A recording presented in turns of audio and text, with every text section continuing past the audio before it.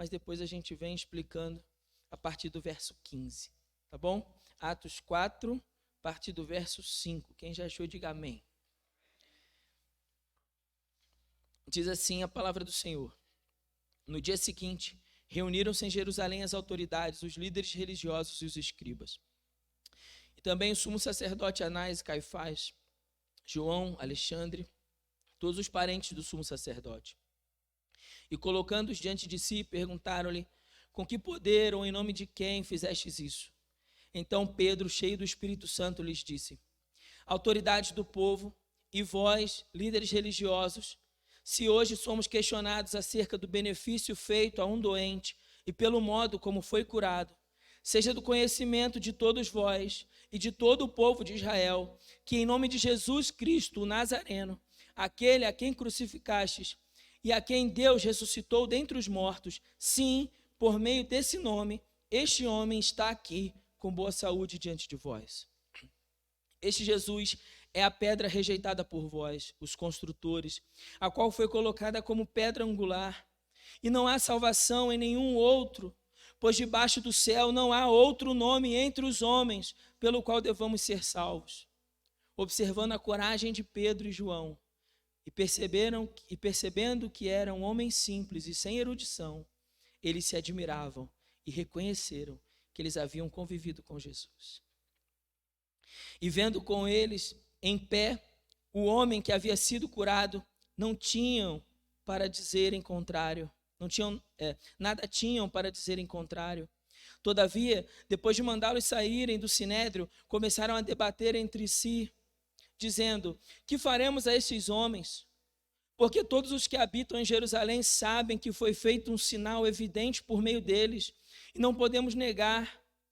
Mas para que isso não se divulgue mais entre o povo, vamos ameaçá-los, para que de agora em diante a ninguém mais fale neste nome. E chamando-os, ordenaram-lhes expressamente que não falassem nem ensinassem em nome de Jesus. Mas respondendo Pedro e João, lhes disseram: julgai ser justo diante de Deus, dar ouvidos a vós e não a Deus, pois não podemos deixar de falar das coisas que vimos e ouvimos. Mas eles os ameaçaram ainda mais, e não achando motivo para castigá-los, soltaram-nos por causa do povo, porque todos glorificavam a Deus pelo que acontecera. Pois o homem em quem se operara a cura miraculosa tinha mais de 40 anos. Depois de soltos, foram para os seus companheiros e lhes contaram tudo o que os principais sacerdotes e líderes religiosos lhe haviam falado. Ao ouvirem isso, todos juntos elevaram a voz a Deus, dizendo: Senhor, tu que fizeste o céu e a terra, o mar e tudo que neles há, que pelo Espírito Santo disseste pela boca de nosso pai Davi, teu servo. Porque os gentios se enfureceram e os povos imaginaram coisas vãs. Os reis da terra levantaram-se e as autoridades alinharam-se contra o Senhor e contra o seu ungido. Pois nessa cidade eles de fato se aliaram contra o teu santo servo Jesus, a quem ungiste, não só Herodes, mas também Pôncio Pilatos, com os gentios e com os povos de Israel, para fazer tudo o que a tua mão e a tua vontade predeterminaram que se fizesse. Agora, pois, ó Senhor, olha para as suas ameaças e concede aos teus servos que falem a tua palavra com toda a coragem, enquanto se estende as mãos para curar, para realizar sinais e feitos extraordinários pelo nome do teu santo servo Jesus. E quando eles terminaram de orar, o lugar em que estavam reunidos tremeu. Todos ficaram cheios do Espírito Santo e passaram a anunciar com coragem a palavra de Deus. Amém? Mantenha sua Bíblia aberta, mas feche novamente seus olhos. Pai querido, nós estamos diante da tua palavra e pedimos que no nome de Jesus, teu Espírito Santo, nos dê a iluminação para a compreensão da tua palavra. Que os nossos ouvidos estejam abertos, mas que o nosso coração também esteja sensível à tua voz. E que no nome de Jesus, tua palavra possa produzir em nós muitos frutos para a glória do teu nome. Nós oramos com perdão dos nossos pecados e em nome de Jesus. Amém. Os irmãos podem se assentar. Mantenha, por favor, sua Bíblia aberta.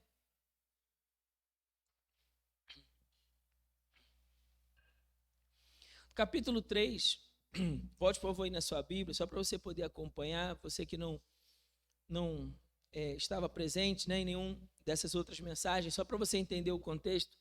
No capítulo 3 acontece a cura de um homem aleijado de nascença. Isso aparece no verso 2.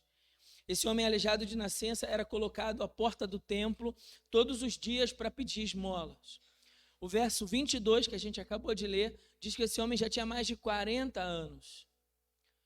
Esse homem era colocado diante da porta para pedir esmolas, mas diz a palavra que quando Pedro e João vão ao templo e passam por esse homem e notam esse homem, eles olham para esse homem e ministram a cura sobre esse homem, em nome de Jesus.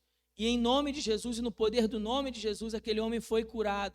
Aquele homem se levantou, seus pés se firmaram imediatamente, e então ele entra no templo, louvando, cantando, saltando, louvando a Deus, diz o verso 8 do capítulo 3, e já no verso 9 diz que todo o povo então que estava ali reconheceu aquele homem como aquele homem que ficava ali à porta do templo todos os dias para pedir esmola. As pessoas reconheceram e se admiraram daquele feito extraordinário, daquele milagre, e então elas correram para junto de Pedro e João para saber como eles tinham conseguido fazer aquilo, com que poder eles tinham conseguido fazer aquilo. Pedro se levanta naquele dia com muita coragem e no meio do povo começa a declarar que o poder que levantou aquele homem, aleijado de nascença, não era um poder dele, mas um poder do nome de Jesus. E o poder do nome de Jesus, porque Jesus havia ressuscitado dentre os mortos, tinha dado graça e aquele homem então agora estava com boa saúde. Diz a palavra de Deus que naquele dia, cerca de mais ou menos 2.000 pessoas se renderam ao Evangelho de Jesus. Pedro anunciou a mensagem com coragem, e aquelas pessoas que ouviram, muitos ali que ouviram, creram no Evangelho e se entregaram a Jesus. É claro que a história não ia terminar assim, né? Então, no início do capítulo 4, depois de dizer para nós como as pessoas responderam essa palavra, vai dizer que os líderes e as autoridades do povo, no verso 5, prendem Pedro e João, e no outro dia, no dia seguinte ao feito do milagre, eles vão interrogar Pedro e João sobre aquele ensino que eles estavam declarando para o povo. Eles começam a questionar por quê? Porque o Sinédrio, o conselho, era formado de cerca de 70 membros. Esses membros eram as autoridades do povo, as autoridades religiosas do povo. Então, essas autoridades tinham esse poder pela lei. Deuteronômio capítulo 13 vai dizer que eles tinham poder para julgar todo novo ensino e todo novo professor que se colocava diante do povo para falar qualquer coisa sobre Deus. Então, alguém apareceu no meio do povo ensinando sobre Deus, o Sinédrio então entrava em ação para avaliar o que estava ensinando e quem é que estava ensinando. O que nós estamos lendo nesse capítulo é algo que então, até então está dentro do conforme da lei. Eles não estão fazendo nada diferente do que a lei não lhes permitia. O problema aqui é que o Sinédrio está corrompido, que esse conselho já está corrompido. O conselho já fazia parte com muitos parentes do sumo sacerdote, o chamado nepotismo. Uma pessoa tem um cargo importante no meio do povo e então começa a puxar os seus parentes para que tomem posse também.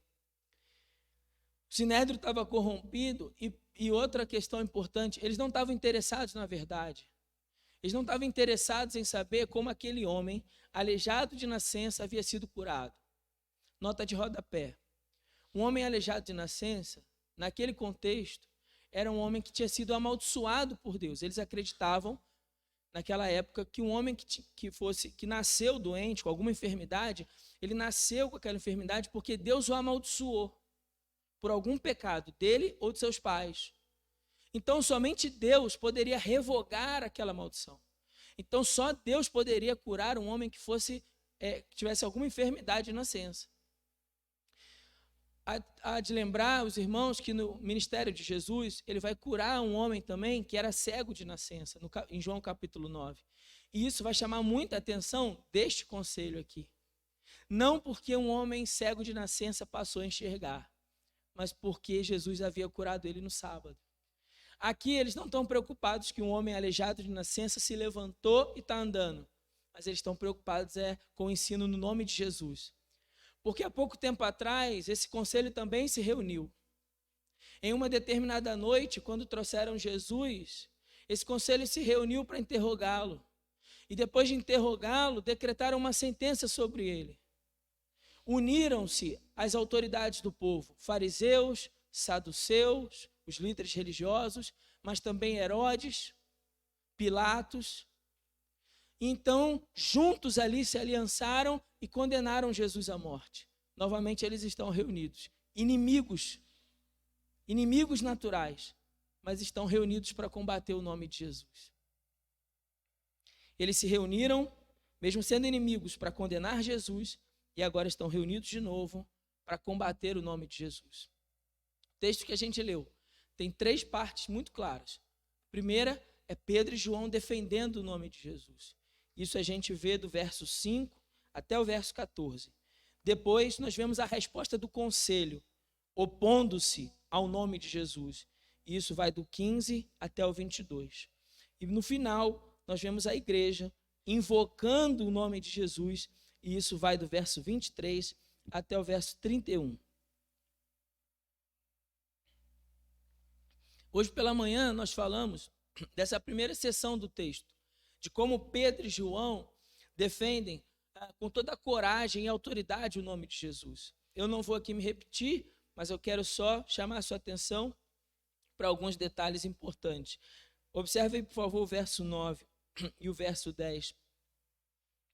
Pedro, cheio do Espírito Santo, vai declarar a autoridade do povo, vai dizer o seguinte: se hoje somos questionados acerca do benefício feito a um homem doente e pelo modo como foi curado, e aí vem o 10, seja do conhecimento de todos vós. Quem? As autoridades, o sinédrio, o conselho.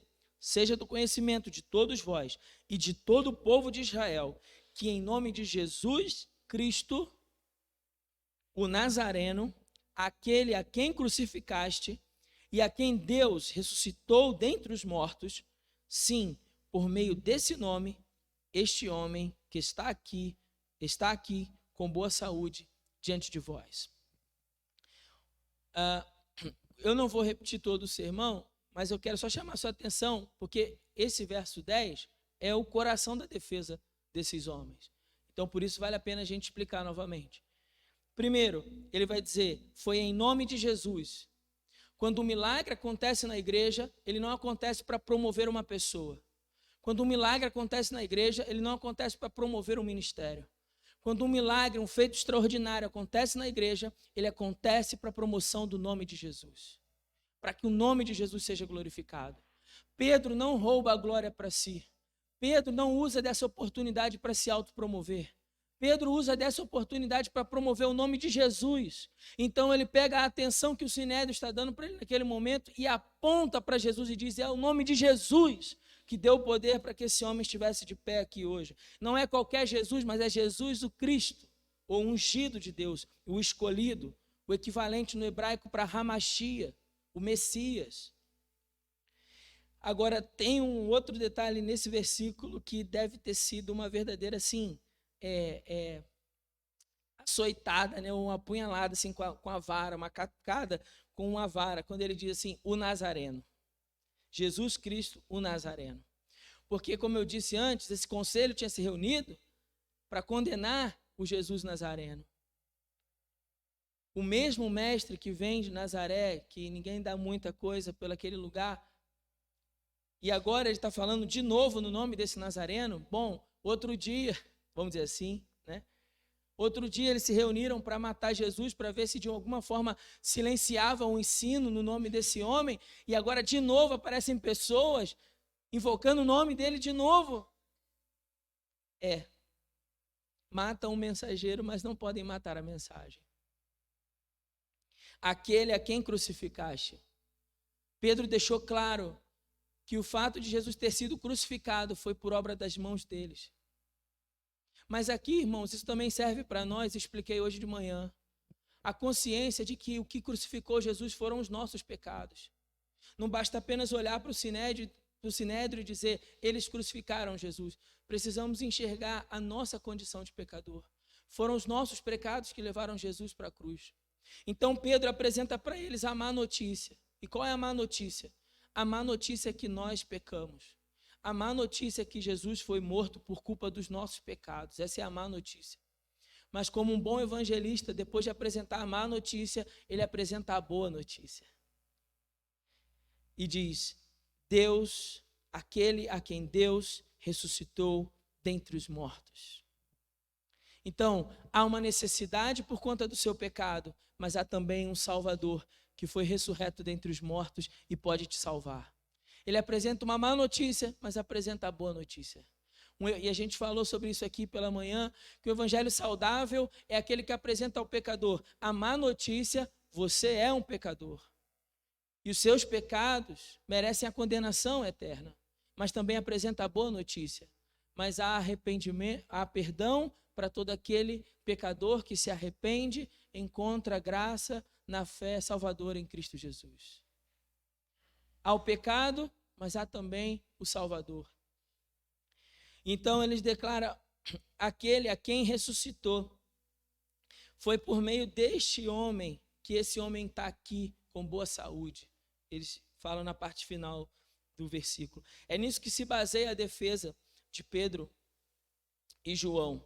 Com muita coragem, eles declaram isso e declaram que não há nenhum outro mediador entre Deus e os homens a não ser Jesus. Verso 12, do capítulo 4. E não há salvação em nenhum outro nome, pois debaixo do céu não há outro nome entre os homens pelo qual devamos ser salvos. Nem pelo nome de Moisés, nem pelo nome de Abraão, nem pelo nome de algum santo ou algum mestre religioso, não há nenhum outro nome a quem possamos recorrer que possa nos salvar, a não ser Jesus. Ele é o único mediador entre Deus e os homens. Não nos recorremos a anjos, ou aos santos, ou a Maria, ou a quem quer que seja, somente o nome de Jesus tem poder para salvar o pecador. É o único nome que tem poder. Jesus é a única estrada segura para o céu, de João capítulo 14, verso 6. Eu sou o caminho, a verdade e a vida, ninguém vai ao Pai a não ser por mim, é o que disse Jesus. Ele é a única estrada segura para o céu. E no final dessa sessão nós vemos que a melhor argumentação a respeito da fé é uma vida transformada. Quando aquele homem, então, é curado, diz o verso 14, não tinham nada para dizer em contrário. Final do verso 14. Não tinham nada para dizer em contrário. Como eles iriam argumentar? O homem estava de pé. Como se argumenta contra isso? As pessoas querem ridicularizar a nossa fé. As pessoas querem fazer chacota da nossa fé. Dizer que igreja é coisa para quem tem a cabeça fraca. Ou igreja é coisa para quem vai lá para ser roubado pelo pastor, ou o que quer que seja. É conto de fada, da carochinha. Mas aqui nós vemos a melhor defesa para o evangelho. Qual a melhor defesa para o evangelho? Uma vida transformada. Como argumentar contra isso? O homem era aleijado e agora está andando. O outro era cego e agora vê. O outro era surdo e agora ouve. Eu e você éramos mortos e agora nós vivemos pela graça salvadora em Cristo Jesus. Como argumentar contra isso? Uma vida transformada é a melhor defesa para o evangelho. Mas eles não ficam suficientes, então começam a fazer ainda mais oposição. Note, por favor, o verso 15. Diz assim, todavia, depois de mandá-los sair do sinédrio, eles começam a debater. Qual é o assunto da discussão? Que faremos a estes homens? Porque todos os que habitam em Jerusalém sabem que foi feito um sinal. Ou seja, o povo está do lado deles.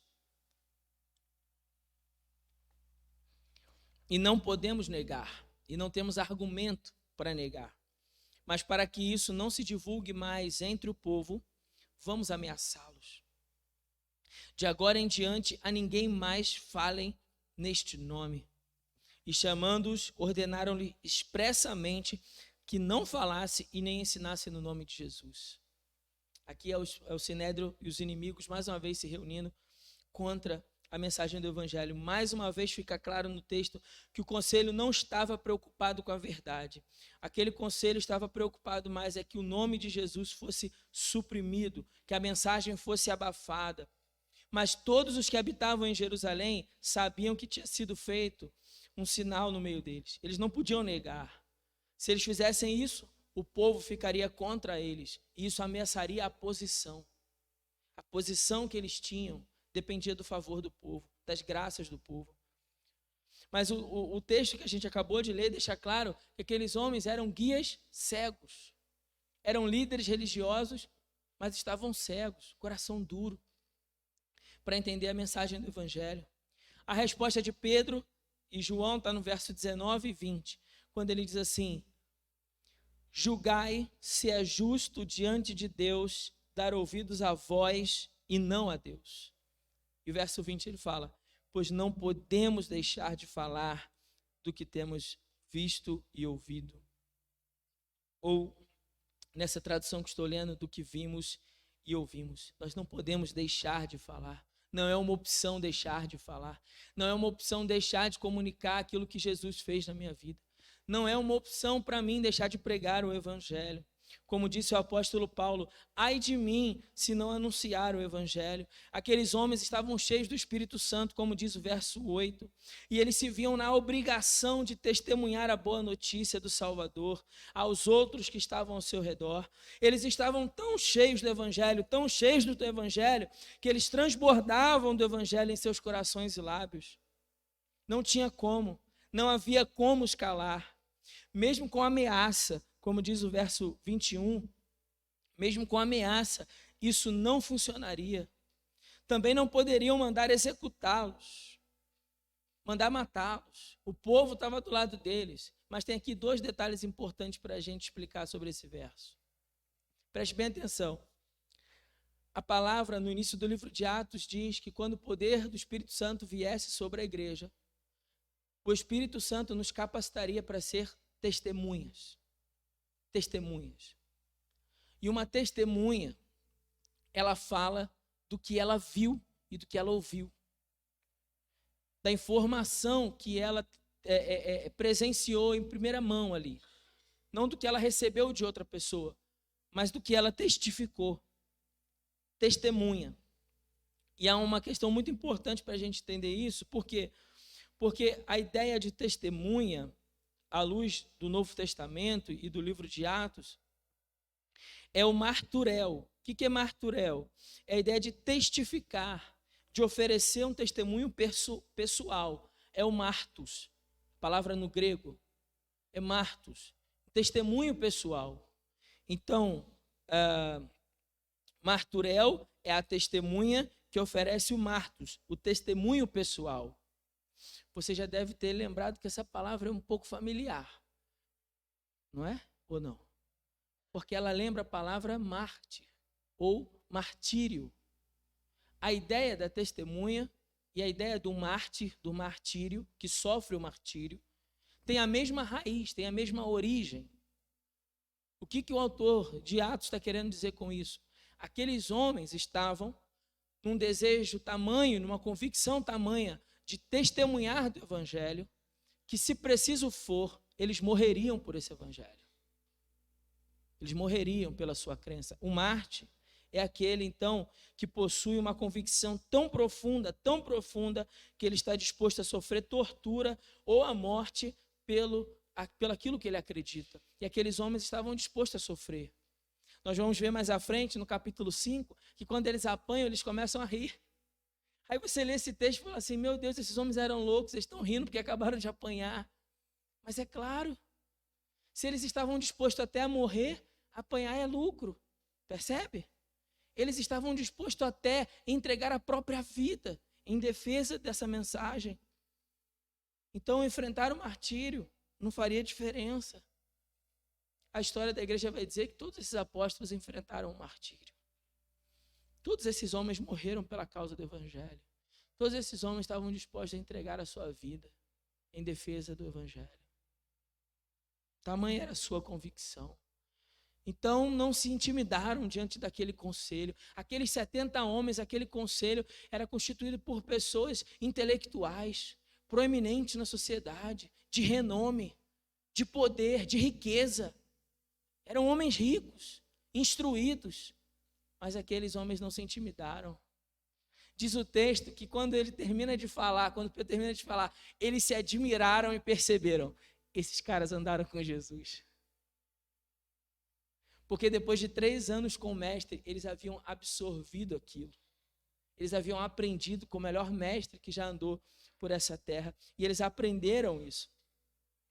Então eles vão e declaram essas verdades para eles. Não tinha como silenciar esses homens. Outro fator que já mencionei é que não tinha como silenciar, o povo estava do lado deles, eles ficariam contra o povo. Mas um ponto importante aqui é no verso 21. Por favor, observe na parte A e B, e no verso 22, que diz assim: mas eles os ameaçaram ainda mais, não achando motivo para castigá-los, soltaram-nos por causa do povo. Aí veja essa parte final do verso 21. Porque todos glorificavam a Deus pelo que acontecera, pois o homem em que se operara a cura miraculosa tinha mais de 40 anos. E aí eu falei hoje aqui pela manhã e repito, que o fato do autor mencionar para nós que aquele homem tinha 40 anos é porque ele quer nos mostrar que diante daquela circunstância aparentemente irreversível, há 40 anos aquele homem, desde que nasceu ele era aleijado, mas ainda assim a graça o alcançou, o resgatou e o colocou de pé. Para mostrar para nós que não há circunstância muito difícil para Deus. Não há circunstância que seja impossível para Deus. Não há cenário em que Deus não possa reverter a situação. Não importa se o homem tem 40, 50, 60, 70 ou 80, a graça de Jesus pode alcançar o pecador, e ainda que ele seja um aleijado diante de Deus, e que não consiga ter forças na perna para caminhar na presença do Senhor, a graça de Jesus o pode pôr de pé para a glória do seu nome. Há poder no nome de Jesus. Não há cenário muito difícil, irmãos. Isso deveria nos encorajar a orar pelos nossos pais, mães, irmãos, irmãs, filhos, maridos, esposas, porque não importa quantos anos o homem tenha, há quanto tempo ele viva no pecado, há poder no nome de Jesus para que a graça o alcance e mude o cenário. Há poder no nome de Jesus. Depois vem a resposta da igreja, e essa parte do texto é excepcional, é emocionante demais. Porque fala assim que depois que eles foram soltos, eu estou lendo o verso 23, acompanhe por favor.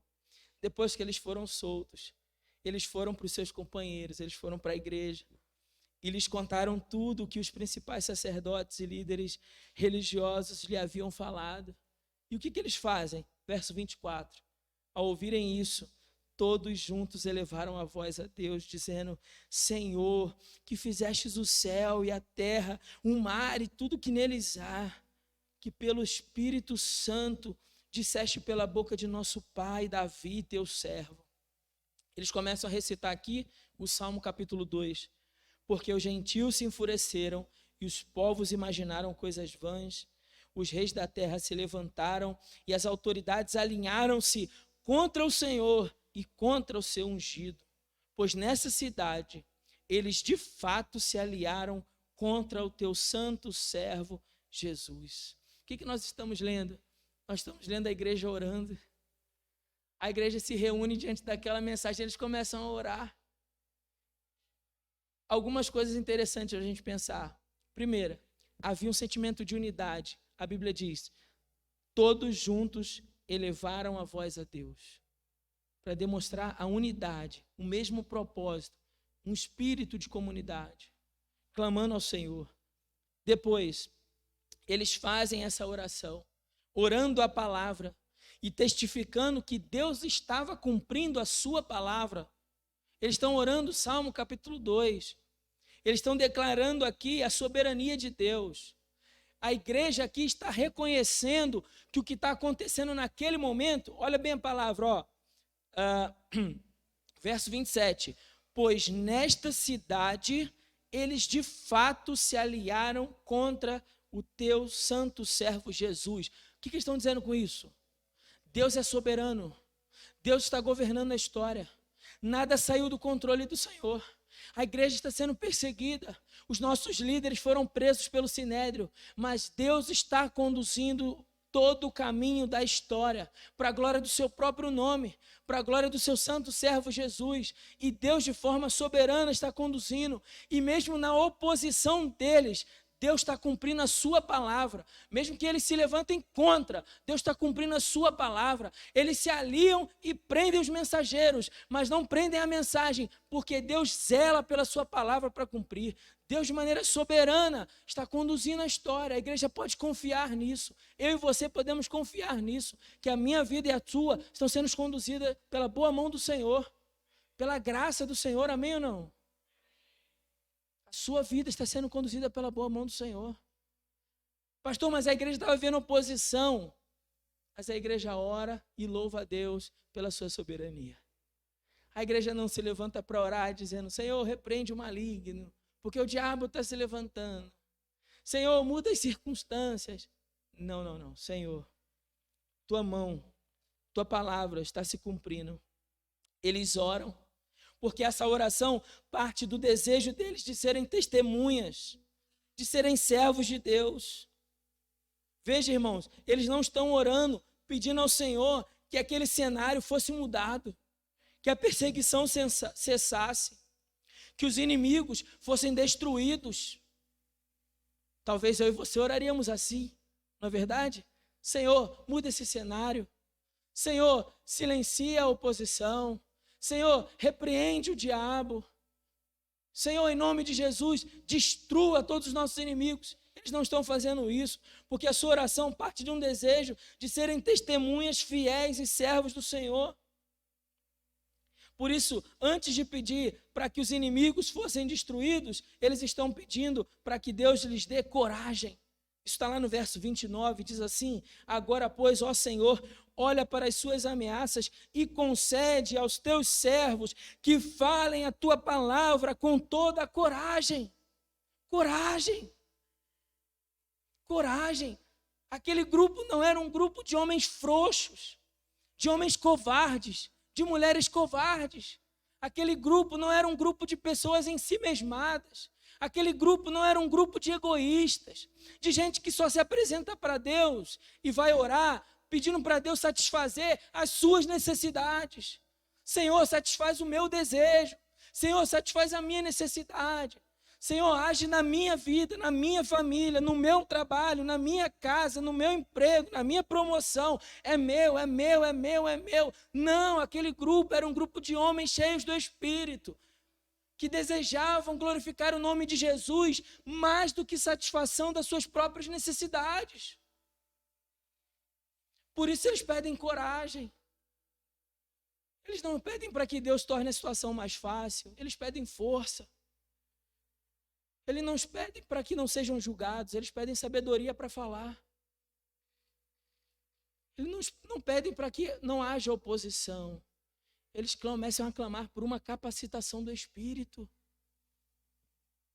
Amados, isso deveria nos ensinar muito sobre oração na igreja. Isso deveria nos ensinar muito sobre oração na igreja. Porque talvez, se no início desse sermão eu tivesse te entregado uma folha e tivesse pedido a você para escrever 100 motivos de oração. 100 é muito, né? 20. 20 é muito? 5. 5 motivos de oração nessa folha de papel. Não responda para mim, não. Responda para si mesmo.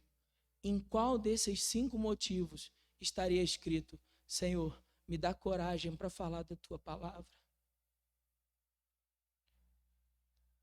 As nossas orações são egoístas, percebe? É por isso que Deus não ouve. Nós oramos e pedimos a Deus para gastar com os nossos próprios deleites. É por isso que Deus não nos responde. Nós oramos a Deus e Deus não ouve, porque a nossa oração é uma lista de supermercado. É como uma lista de supermercado, e ali fica expresso todos os nossos desejos e vontades, todas as nossas necessidades. A oração da igreja naquele momento foi: Senhor, que a sua palavra, que já está se cumprindo nessa liderança, se juntando contra nós, possa se cumprir nas nossas vidas, para que sejamos testemunhas fiéis. Irmãos, precisamos orar. E mais do que isso, nós precisamos discernir os nossos motivos de oração. Nós oramos muito pouco pelas oportunidades de sermos testemunhas na nossa casa, na nossa família, nessa cidade que tanto precisa de Jesus. Precisamos sair um pouco do egoísmo, sair um pouco dessa ideia de que Deus é o gênio da lâmpada, que eu vou, me aproximo dele, esfrego a lâmpada e ele se apresenta e diz para mim: Senhor, você tem um pedido. E aí eu vou lá diante de Deus e peço tudo que eu quero, tudo que eu quero, tudo que eu quero. Deus não é o gênio da lâmpada. Deus é Senhor. Ele deseja realizar a sua vontade.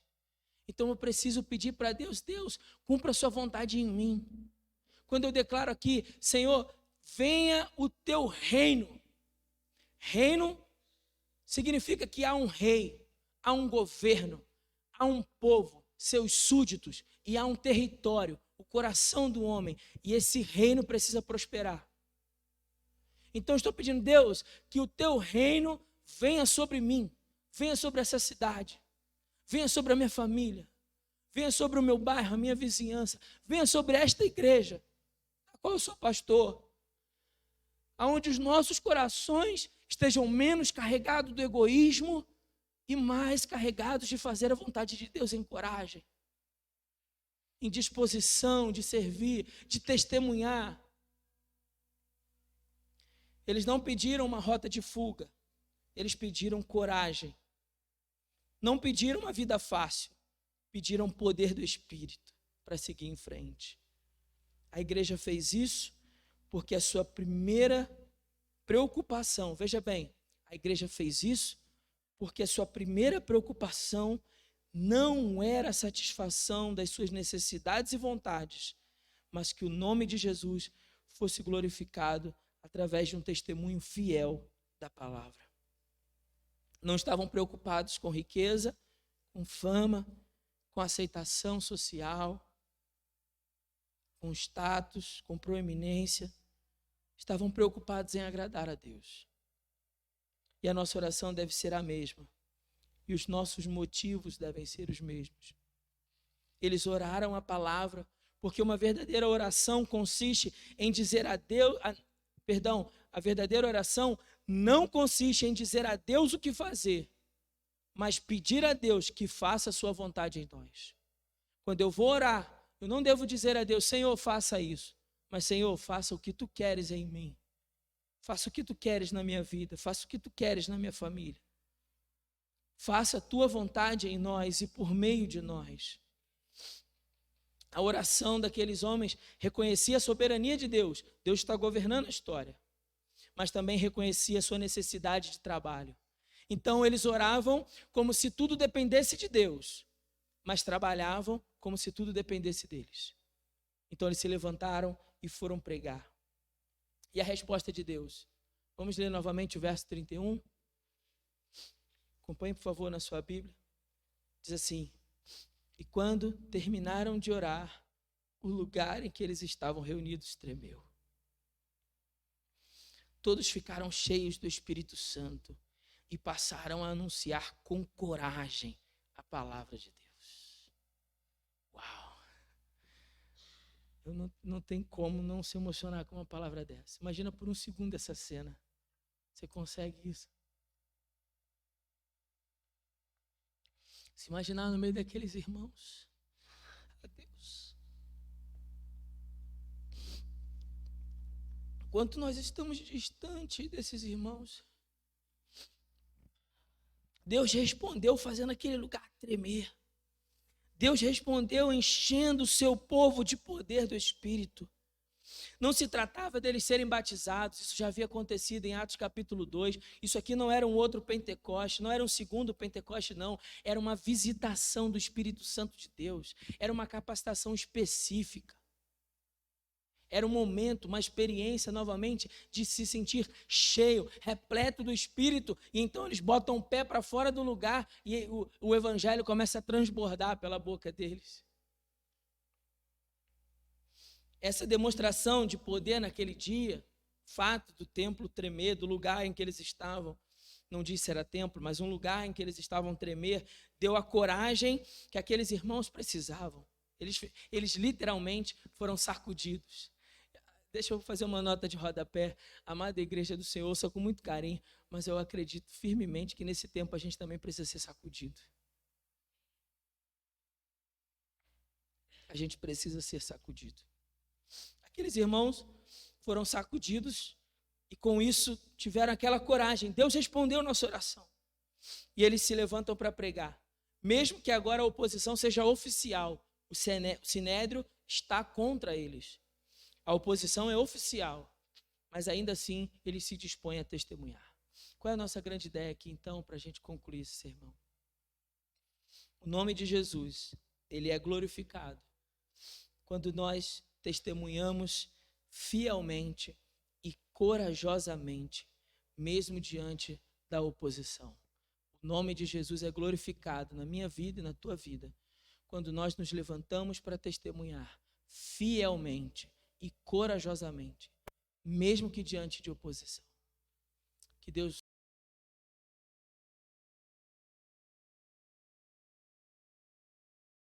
possamos ser testemunhas fiéis ao Senhor Jesus. Vou convidar a irmã Giovana, estará trazendo um cântico.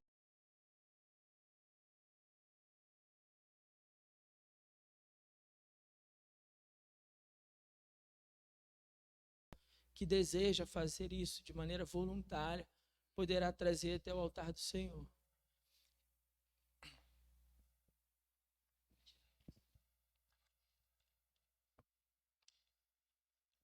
Cumprimento os irmãos capazes do nosso Senhor Jesus. Amém?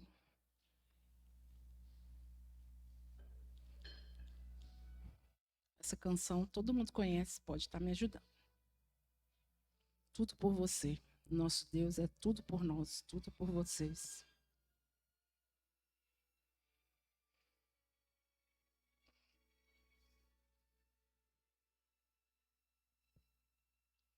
O sol se esconde sobre o teu olhar e te obriga